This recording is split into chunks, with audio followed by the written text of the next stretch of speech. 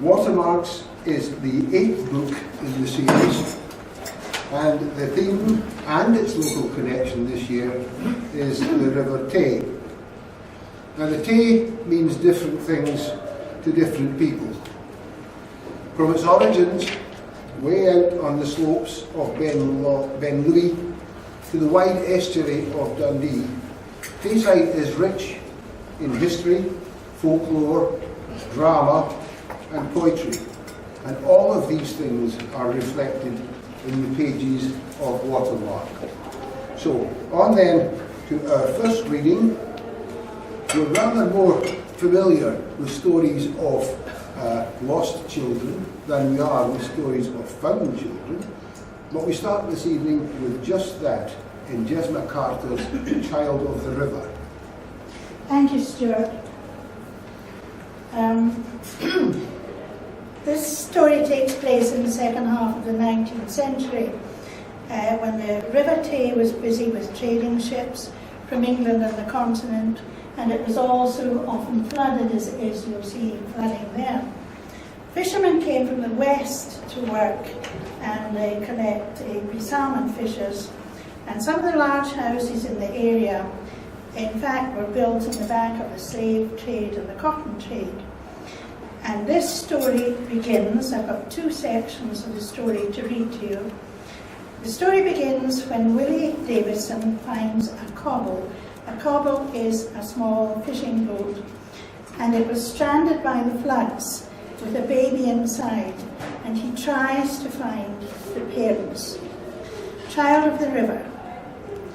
The men had gone up and down river asking at the bothies, was a child missing?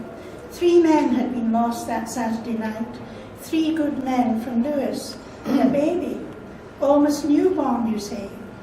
Most of the men had been drinking ale from the in-zone brewery, and strong stuff it was.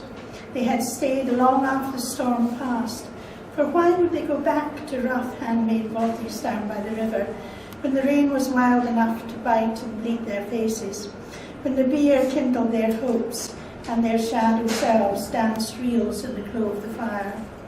Tomorrow they'd silently check the nets, rest in Sabbath quiet, murmur to one another in the language of home, try not to think of long roads that could take them west. Try not to think of seals and islands and clamouring birds, and the winter to come, a winter of harsh winds, but made good in the warmth of a wife. Try not to think. A child. Now who would bring a child here? A baby. Some of the men brought women, but rarely a child. Rarely a wife, a child even rarer. The baby was young enough to have been born here during the season, laid in a boat on the river, rocked in soft sleep. But nobody knew, nobody had heard tell of a baby, born down the river from beyond Perth perhaps.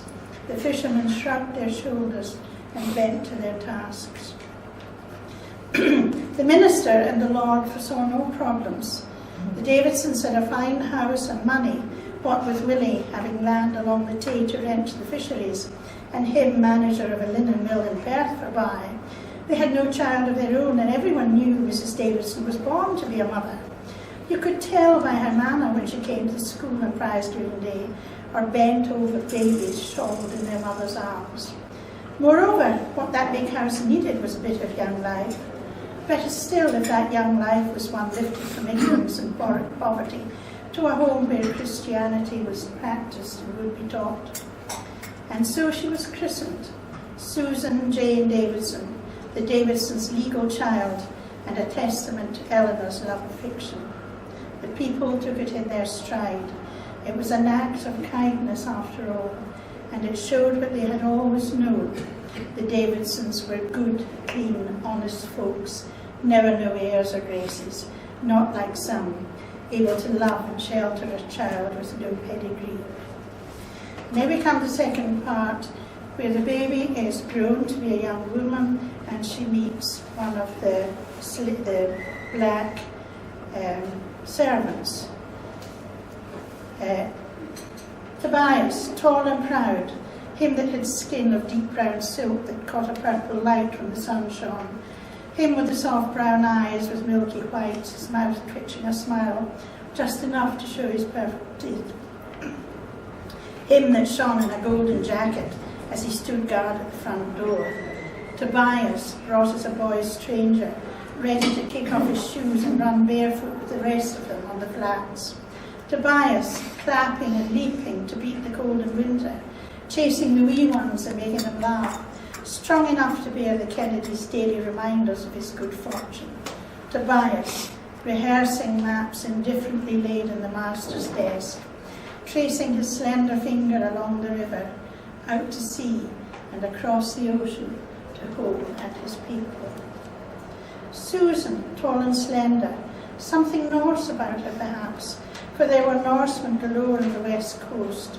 Susan, at school in Perth, grown aloof from her infant playmates in spite of her pleas to stay at home, staying weekends with the Kennedys, a useful companion for Emma, nothing more, not quite like Emma, who was raised to be a lady, not quite like Emma, whose ancestors hung on the walls, not quite like the town children either, with their cuddles of siblings and cousins.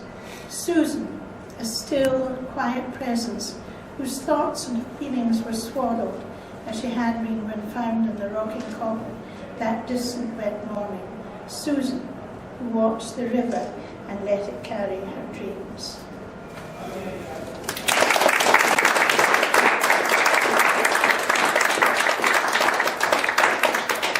Thank you very much, Jesma. Now, from the story of foundling, we move on to another sort of finding with green fingers from Roy Mackenzie.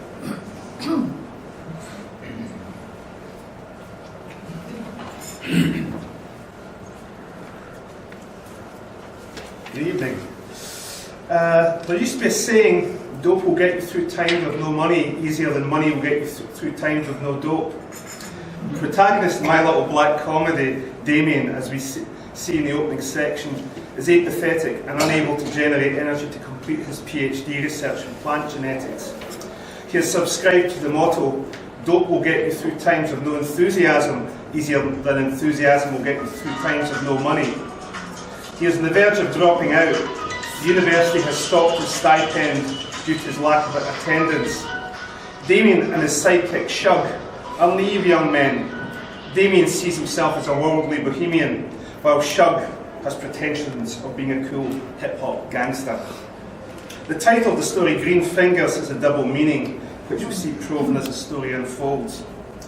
When the newly found stash of marijuana disappears faster than they found it, Damien rediscovers his enthusiasm for science to deal with a more terrifying and urgent problem. The River Tay is a patient backdrop to the boys' scams and schemes, and indeed is a vehicle on one occasion. But it possesses a mystic majesty that even Shug is capable of recognising.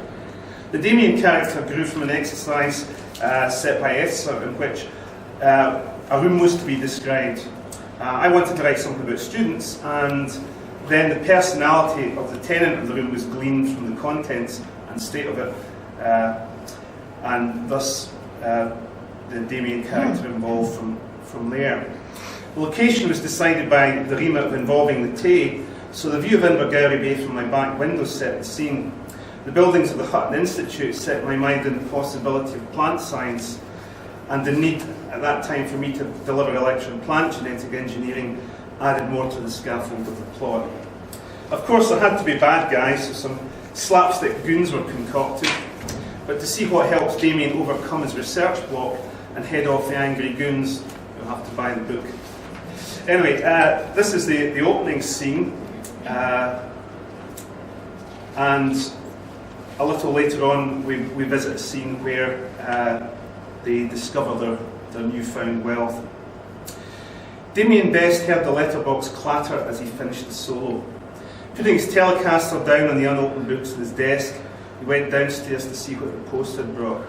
Stooping to pick up the white envelope, he turned it over and noticed a blue university crest on the side bearing his address. Going back upstairs to his bedroom, he threw it into the pile of similar unopened envelopes before slumping back on his unmade bed. Raking in the overflowing ashtray in the nightstand produced a half-smoked spliff, but patting down the bed failed to produce a lighter. He tossed the crumpled roll up onto the nightstand and gazed around the room for other distractions. The objects tumbled into his vision like the avalanche that follows opening a cluttered and overloaded cupboard.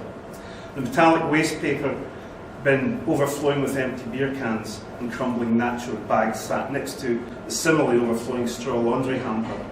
Raising his head to the desk, he took in the tumbling tower of DVD sleeves, spilling silver discs, flanking a neat, pristine pile of scientific papers. A shriveled houseplant rusted near the window and shaded a calculator and data sticks which sat on a textbook of plant genetics whose edge was misted with dust in the morning sunlight. He got up and saw beyond the detritus to the window and the Tay retreating imperceptibly over the grey mudflats of Kingoody Bay, bordered by the green rolling hills of Fife.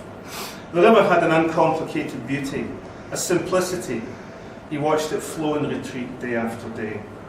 But what he needed right now was a buzz to lift him out of his despondency. Rattling through his tobacco tin yielded nothing. Maybe Shug up the street had some. Soon he was standing in front of the paint-peeling door of Shug's semi. No one was in. A dip into his flattened wallet told him the Kingoody Hotel was also out. He kicked some moss from Shug's overgrown step. The weekend was coming up, and the cupboard contained little more than a couple of stained and mouldy cup of soup packets. The uni had suspended his stipend for non-attendance. The rent could wait, but his belly would take some more convincing. Meanwhile, we needed something to take away him from this monotony in the accusatory books and lab notebooks that demanded his attention. Then it came to him, and the flicker of a smile cracked his lips. The shrooms that Shug had mentioned, he could gather enough for a buzz and maybe some to sell a few baggies around the pub. That would bring the groceries in. With a new lightness in his step, he jogged back to the cottage, banged through the rickety gate and behind the shed at the back of the house. He mounted his bike to set out along the narrow winding shore road that ran between ancient hawthorn hedges speckled with red berries. Where the Huntley Burn reached the river was a broad meadow. That's where Shug said he went for fungi and shrooms. It took Damien less than 5 minutes to cycle there. He dismounted and looked at the old meadow golden stalks of ragweed as they caught the weak sun. The dying docking stems rusted along the margins. But the only way he could see of getting there lay directly across the golden rushes that rose head high along the shoreline. That would be hell to plouter through, blundering blind from one muddy pool to the next. There must be an easier way. And then he noticed the wood that flanked the burn. Hiding his bike behind the hedge, he followed the burn down to the bay, ducking under the low-hanging branches of alders and birch, the burn gurgling under the orange bracken. There were great china white plates of horse mushrooms, fluted yellow trumpets of chanterelles, and the glistening brown caps of penny buns. All good eating, might as well get some for the tea, he thought. But it was the tiny little brown caps with the nipple on top that he was really looking for. After half an hour he gave up. Shug had probably been up there already. Still, there was some fungi to fry if he could catch some butter from Mrs. Barber next door. Somewhat despondent, he pushed his way back into the wood and worked his way up the other side of the burn. The air smelt of musty, decaying vegetation, slippery underfoot as he stumbled and contoured his way along the bank. His negative thoughts were suddenly dismissed as he encountered a potent musky odour. Wait a minute, could it be? It was. In a patch of sunlight, pool in a clearing, he recognised the sawtooth-edged starburst leaves of cannabis sativa, great big ones. There must have been at least 30 plants, 7 foot high and tucked in against the back of an old line of pollard hazel trees. So this is a bit later in the day when he goes back to relate his good news to Shug, and they set out to harvest this crop. The river looked like plates of beaten gold in the setting sun as it set out across Kingoody Bay at twilight in Shug's little bob dinghy, usually employed for lazy picnics in surrounding bays. And in the darkness, the lights of the distant road bridge glowed like a computer game. They'd paddled up the Huntley Burn from the Tay, drunk on cider and scenes from Apocalypse Now, and Brando's the horror, upstream on the imaginary river. The sniggering stopped as they slid ashore. It was a quick machete harvest into bin bags. Damien pushed off and leapt into the now overcrowded dinghy. Right, let's get back and get some of this stuff cured and marketed. If we pick up some freezer baggies at the store, I could take some up to the Union tonight. Lots of new freshers will play well to get hold of some of this weed. Much do you think we've got, Shug? Well, that was a lot, I would say. When it's dried out, we'll have about 3.5 kilos. Sell it half at 100-gram baggies. Oh, some serious dosh then. How do you think it got there? Damien picked up his paddle. Who cares? It's ours now. Find us keepers. Thank you.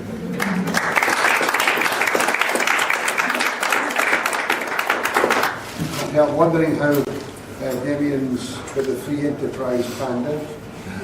We will now move on to one of Dundee's most famous songs, The Odd Fellow, by John Moody.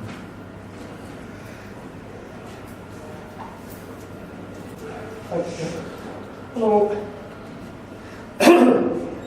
The person who tells my story is a Church of Scotland minister who arrives in Dundee and one night he takes a walk down Riverside Drive seeking inspiration for a sermon he wants to provide.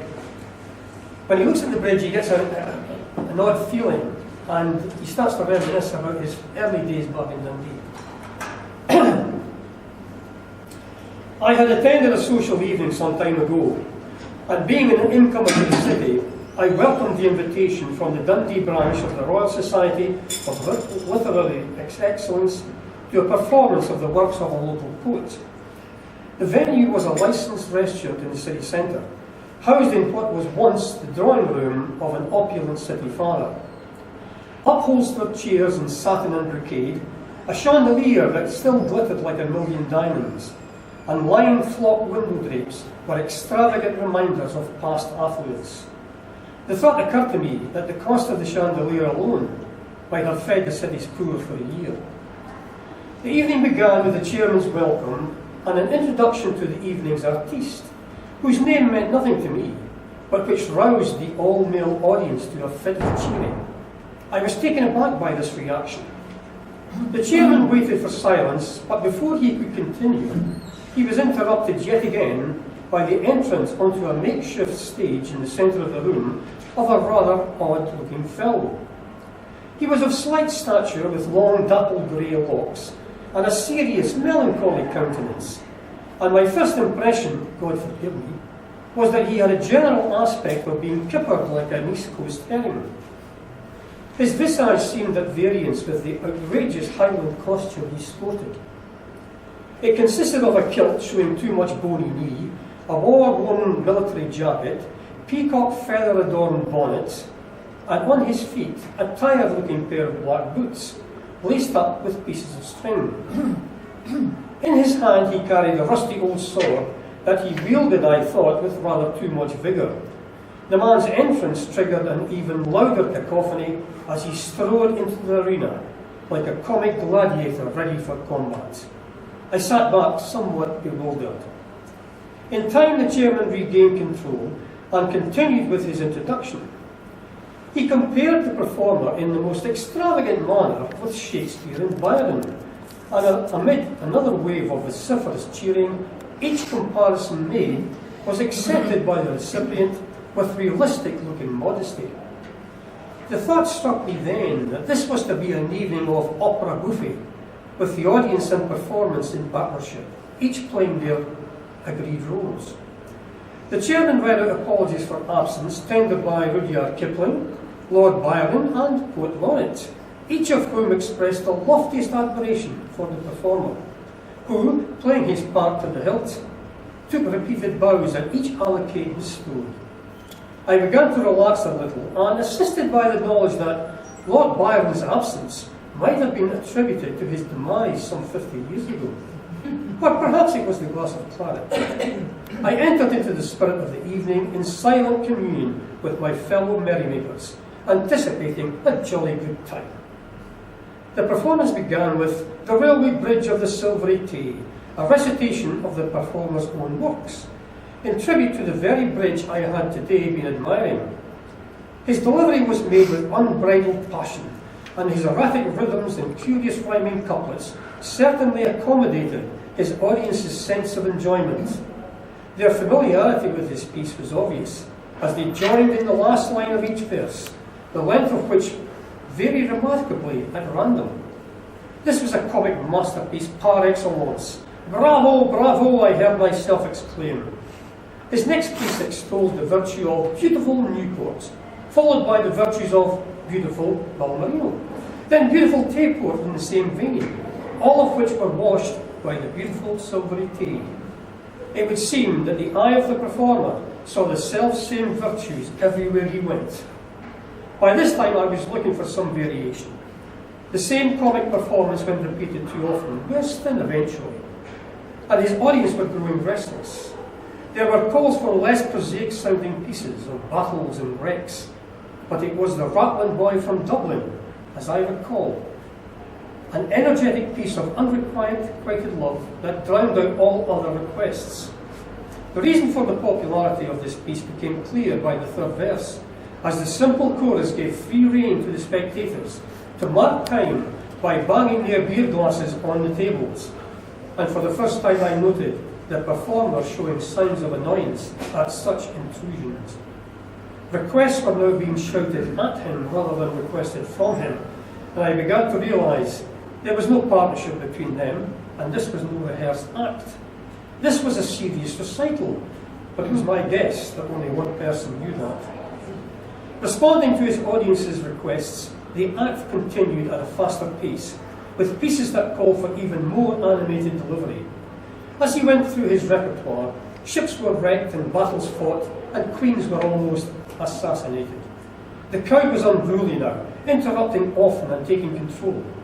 In one piece that commemorated an Egyptian battle, such was his enthusiasm that the sword was now employed as a bayonet, and the performer marched up and down the stage, thrusting the bayonet at imaginary enemies, as some of the crowd joined him on stage. It was a farce now, and I felt ashamed to be a party to it.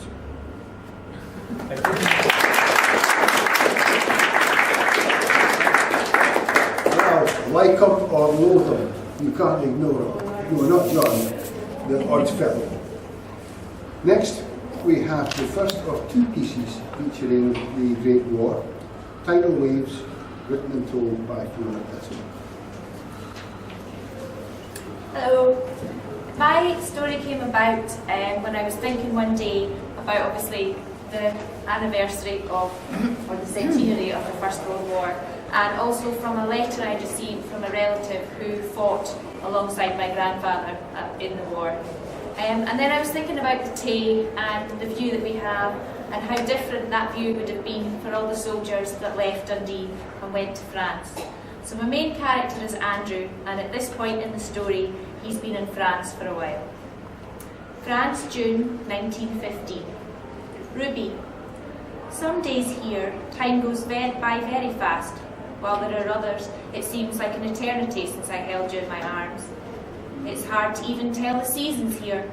The ground is all churned up, a mass of mud shored up with wood. The trees are all but gone, not good for lines of sight. And with no trees, there are no leaves to watch change and grow, and no birdsong. I miss the birdsong. I would even love to hear the cawing and the squawking of the gulls which line the harbour, waiting to steal a scrap or two from the unsuspecting visitors. Remember that one that tried to eat the cherries from the top of Aunt Euphemia's hat? They got more than they expected when she thwacked them with her parasol. I thought you were going to fall off the esplanade onto the sand, you were laughing so much. Thank you for your letters. They all arrived in one bundle today. I've read them all over and over again. Just being able to share what you are doing and how the war is being received is heartwarming. The article about our battalion captain from the Advertiser went down well with the boys, although that must have been a very old photograph they used, as most of his hair is now missing and his moustache is much bushier. I think that we may be home before the summer ends. All my love, Andrew. After rereading the bundle of letters from Ruby, Andrew held the paper to his face, trying to catch her scent. The paper was soft against his face like her skin. He felt the tears gather and slowly make their way down his cheeks, blending and smudging the ink. Andrew quickly rubbed his eyes dry and grabbed his rifle. Laying the letters on his bunk, he turned and made his way out into the trench, praying that he would return to read them again. Andrew's head ached with the incessant pounding of the guns as he went through the trenches, rallying the men. They had survived three gas attacks in so many days, and every bone in his body ached. His waking hours were filled trying to remember what they were all here fighting for, and his dreams were taking him back to Dundee and Ruby. But each night ended with him floating out to sea on his father's old raft. Christmas 1915 had come and gone, and Andrew felt that all hope of a quick end to the war had gone with it. Each day had started to merge into one long, bleak nightmare of noise, fighting and death. Andrew tried to keep the spirits up of his men through the prayer meetings, but he was beginning to doubt even his own faith in a God. He laid down his Bible and tried to focus on what the next few hours would bring.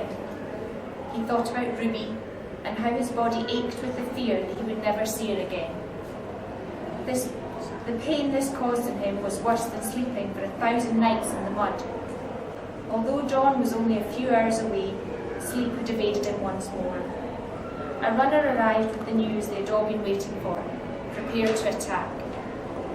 One of the men picked up his pipes and started to play Heelan Laddie.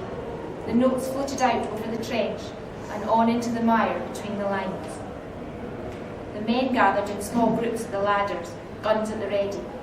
Andrew turned his head and nodded to the men beside him. Before he had a chance to yell a warning and haul him back, one of the new recruits lay dead at his feet. Blood trickled down his face like a single tear from the bullet hole where his right eye should have been.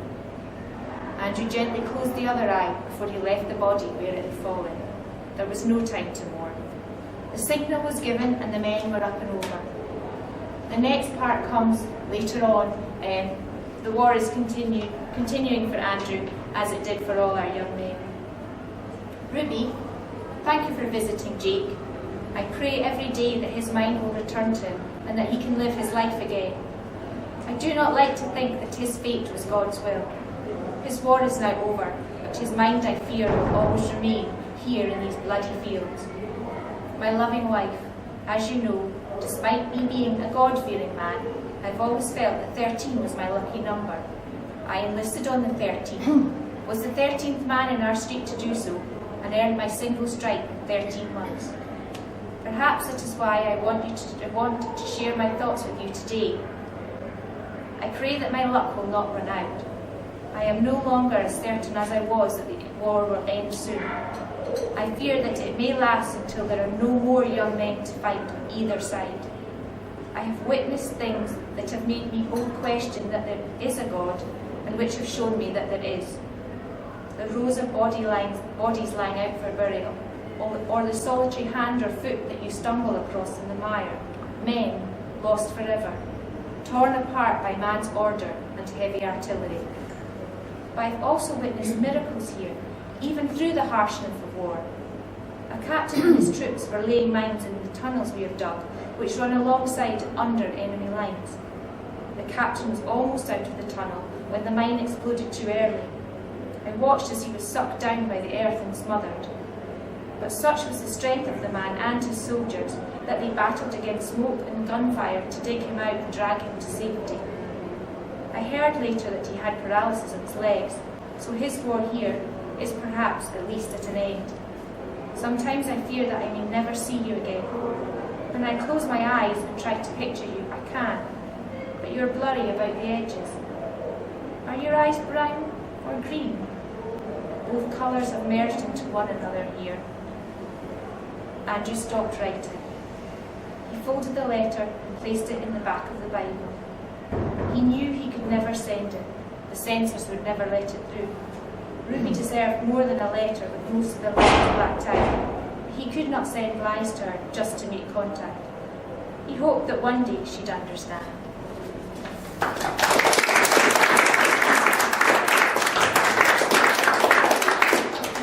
You wonder what happened to Andrew. Did he go the way of so many men in the conflict? Or perhaps he survived in the so-called land fit for heroes. Off we go now into another Dundee legend, the Mars, to join a little bit of Tushy's World by Beth Flynn. Hello everybody. Tushy's World, that's the story that I wrote. And it's set in the latter part of the 1900s. And the wee character is called Toshi, who is about 10 years old. And the reason why the Mars is there is that in fact he's actually run away from them. And he's going to be running hell for leathers in Dundee. But I wanted just to give you a wee bit of the background of the Mars. You may already know it fairly well. But I've been fascinated with it for some time now and done quite a lot of research on it because I enjoy it very much. And my stories, the two of them now have been centred on the Mars. But if I just give you a wee background on this. The Mars ship was a place of safety and a home to many of Dundee's young lads. Those waifs and strays who ran the dark narrow lanes and the dank closes of Dundee where the sun shone. Dwarfed on both sides by high tenements, rooms and muddy buildings, damp air hung about the hovels where orphaned, neglected or abandoned lads were likely to drift into the dangerous world of crime. For 60 years, training ship for boys was to be found lying anchor on the River Tree, and it was to become a very famous landmark in its own time. During that time, more than 6,000 homeless and destitute lads joined the ranks of the ship to learn new skills and hopefully to keep out of trouble. But trouble had no intentions of being confined to the land. I just thought I'd put in a little bit of what some of the boys were actually up to on board the ship, gives you a wee flavour of what it was like. So we start there in 1871. If you think of 5 lads, 5 good conduct lads were sent to Woodhaven Pier in a dinghy to collect the ship's letters. That was done every morning. And on landing there, 2 of them went to fetch the letters, anything else that they had to find. And while away, the 3 lads who remained purloined an old sail from the shed at the pier. With nothing more than a game of fun in mind, the dinghy was pushed off by the 3 lads, and the sail set. Unfortunately, the boat was seen by many spectators as it sped along, and the lighthouse keeper telegraphed that he had seen such a boat pass, but there was no sign of it now. He sent word that he thought she must have stood out to sea, but it was too rough for any small boat to land.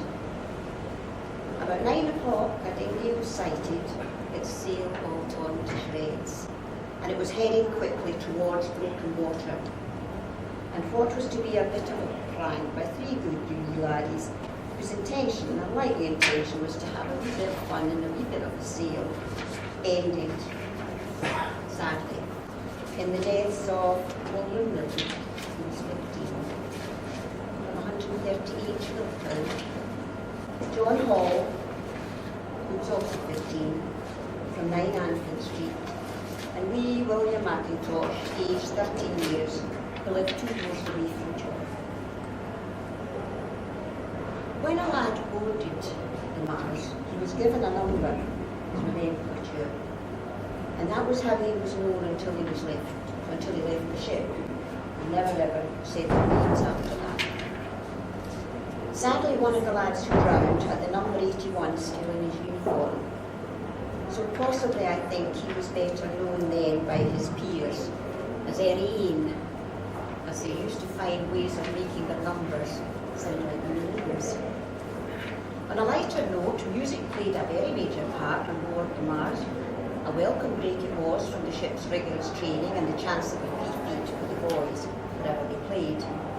The first public appearance of the Mars band lads was in Edinburgh in 1872, and they gave such a good account of themselves that lots of Edinburgh lads wanted to join the Mars.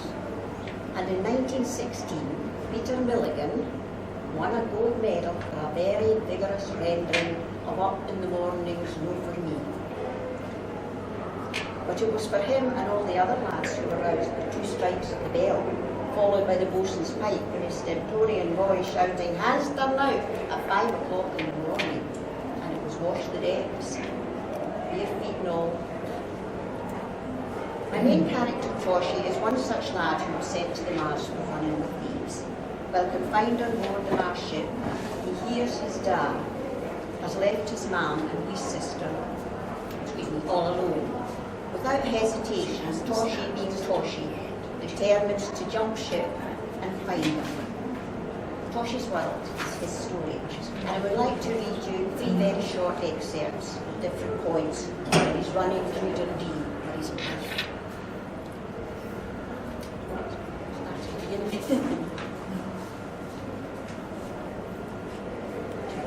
Running for my life, I have to keep nudging and sidestepping daft folks who keep bumping into me.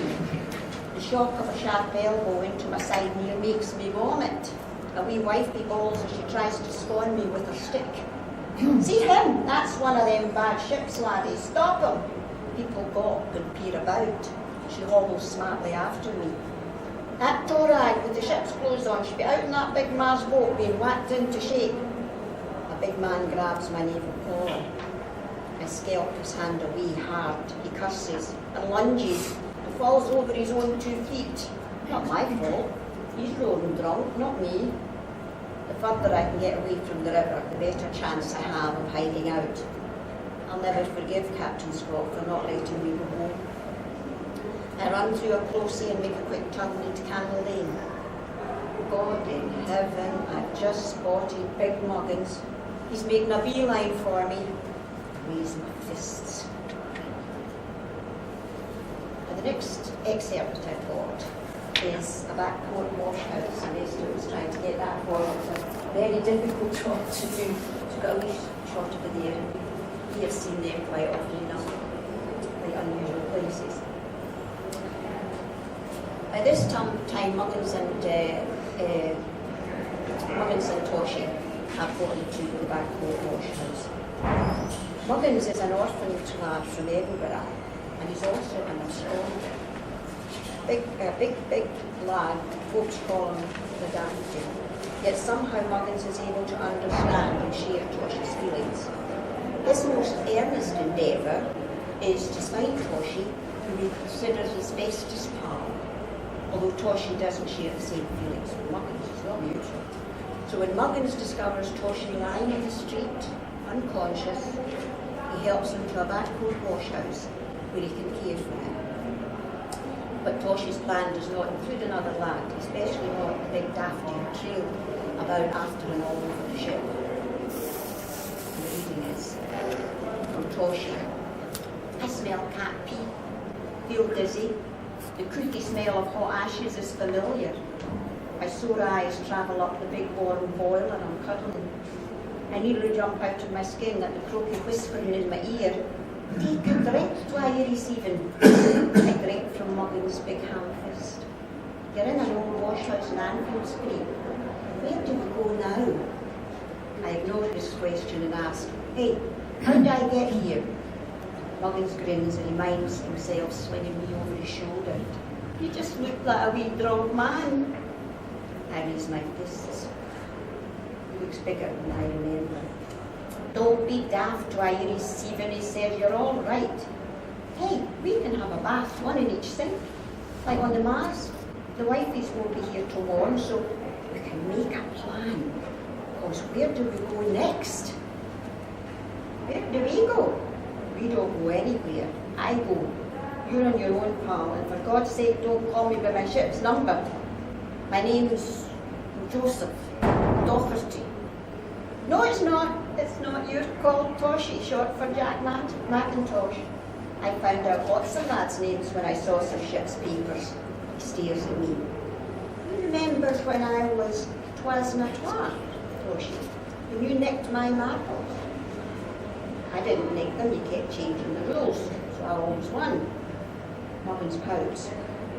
How come they put you in the ship's sail then? Now we move to the third part, the last part of this.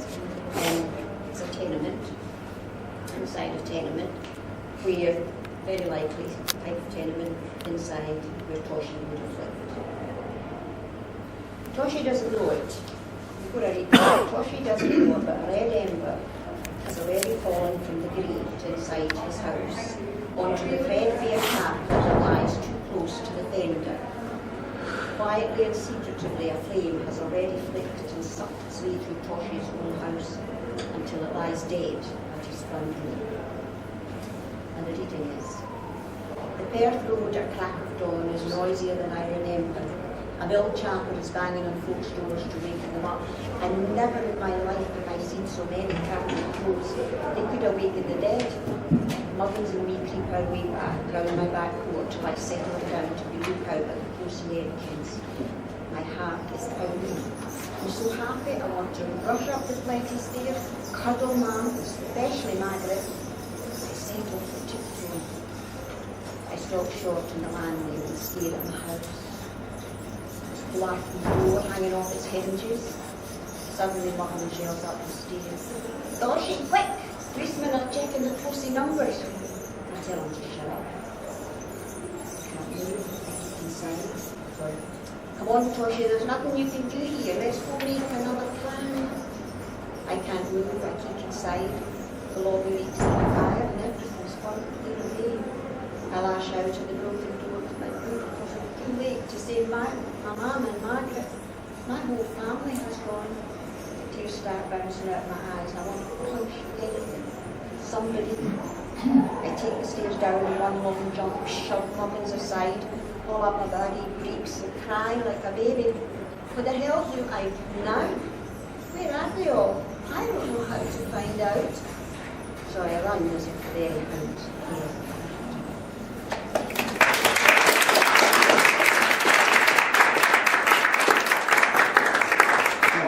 Looked at from this distance, Mars was a hard and brutal environment for young lads, even those of an antisocial disposition. It was, though, of its time. As I said at the beginning, the Tay is central to all the stories of the season, and indeed to all the stories in the book, in Watermarks. The last part, however, is not going to be about the Tay. It is going to be told by the Tay itself in my song by Laura Yeckenhead. Thank you. Motivation very quickly. City rivers are taken for granted rivers and less conventionally beautiful, but they're interesting when they meet the human endeavour and human weakness. The river I'm writing about is a tired parent worn out by the vanity and stupidity of its children, but it's soothing as well. And I tried to write a piece that meandered, contradicted, flowed forward and around and back, and I succeeded, as you will see. So I'll get on. The other final motivation is when Esther tells you you're going to be inspired by the river Tay, you get inspired, I tell you. My song. I'm a brown river, defying, like all rivers, the great swell of literature. Brown like a palette of rainbow shades spoiled by a child. Brown, the colour of everything, eventually. I make an orchestra of sounds from trickles to thumps as long as I have things to come up against or run between. Rocks, mountains, bodies, waste, paper, aluminium, shipwrecks.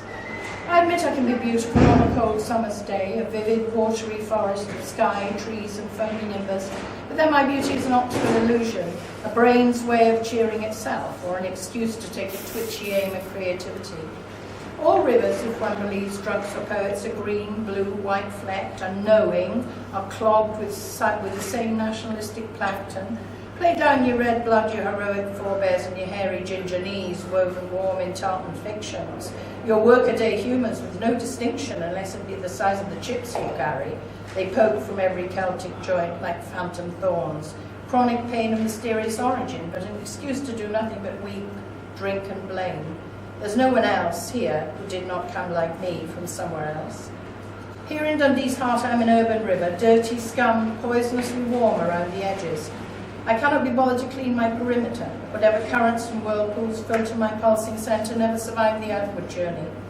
At my city rim I am old river left behind for centuries, more like a rotting puddle licking the same slimy wall, weed and shingle, carrying the same reminders of waste and death, fragmented and pickled by salt. I love to slop into the corners between ancient steps and patched wall where no sane eye bothers to look. My Dundee self is an unemployed with 6 ways by different fathers' Tay, a place to chuck yourself into when you've had enough, then regret it halfway down and survive, just. The city has left me steadfastly unpretentious. Capitalism has turned its back on my estuary with smoked glass and club-card cloister. with much other unforgivable architecture, with rubble on its costly way up or down. I'm forced to collude with the deification of a mediocre poet whom I remember only somewhat. Doggerel death is no more to me than any other sort. I see the tops of Sunday rods lined up against Riverside Drive and cars, splayed-oared and noisy, as if my dumb fish too are wearing earphones while consulting dross earnestly. People, of course, never change. Whether this is something to weep over or celebrate, I cannot decide. Here is the man who has reached the end of his tether again. Every Friday night since time began, I have listened to him, watched as he swore to do himself in, seen Mr. Canute succeed accidentally by wobbling clownishly drunk on a narrow bit of wall, tripping on a cobbled pier, or being encouraged with a shove from mate or spouse. Here, a woman, broken like her high heels, regularly, and repaired as easily. This one, like oceans of others, will vomit copiously. I receive it as I must. Why does this keep happening to me? She asked the girls who have learned to hover in expectation of undigested kebab. And there she flows, spouting filaments of self-knowledge that float away with unexpected sauce and stuck on nails. She falls asleep just out of my reach. The children, how I hate the small bodies, the tiny bones, the undaunted struggle to survive. Can I say that I lay them down still perfect on the warm distant shores of heaven at the feet of a loving God? Can I say that I throw them up time after time rather than swallow? Can I say that fish, that sea slugs, that propellers do not mangle their beauty? I cannot lie, I cannot tell the truth, but I'm a vat of tears, not just a river. Children, mad, reckless heartbreakers balancing on one stupid blame, swimming out to rescue dogs, bowls, nothing, lonely girls I could parent, if I could, throw newborns who barely breathed into my cold arms and then themselves.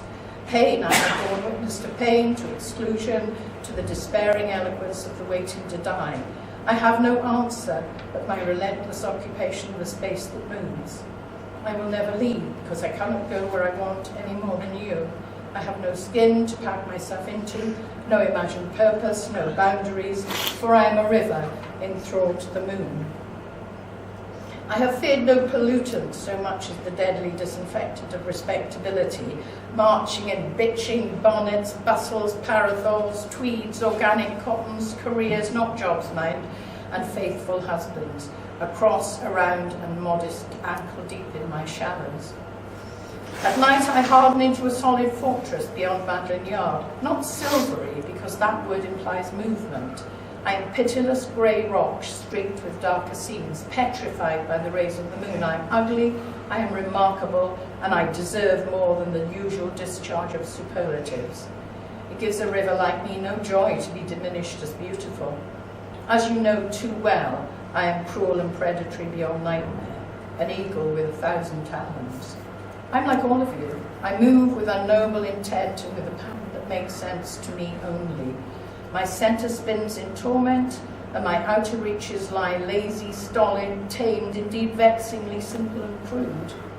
I know too much or nothing at all. I am odd and boring. I have been swallowed by opinion. I am drowning in cliché, pig-ironed by moonlight, any river by day, the Tay.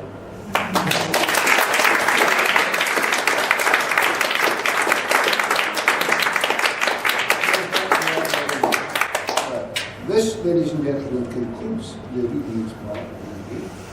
But before we finally conclude, may I draw your attention to the fact that our readings this evening have been videoed and filmed.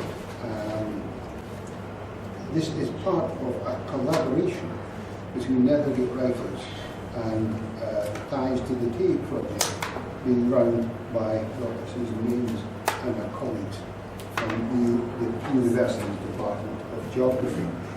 The project marries up some of the stories from Watermarks with appropriate still and video footage of the Tay and its environment. This is proving to be enormous fun for the writers who are participating, none of whom has any knowledge or experience or expectations, for that matter, of filmmaking. Whether it's as much fun for Susan and her pals from the university is perhaps not for me to say. It's Let us simply say that they are all being very, very patient to us. And in this context, can I, for this evening, pay a special tribute to Casey Dixon, one of the technical experts from who's been responsible for the time-lapse photography and what we've seen on the screen. So all that remains for me to do is to thank you most sincerely on behalf of the writers and the readers for your attention and for being with us this evening, and to wish that you have a safe journey. Thank you very much.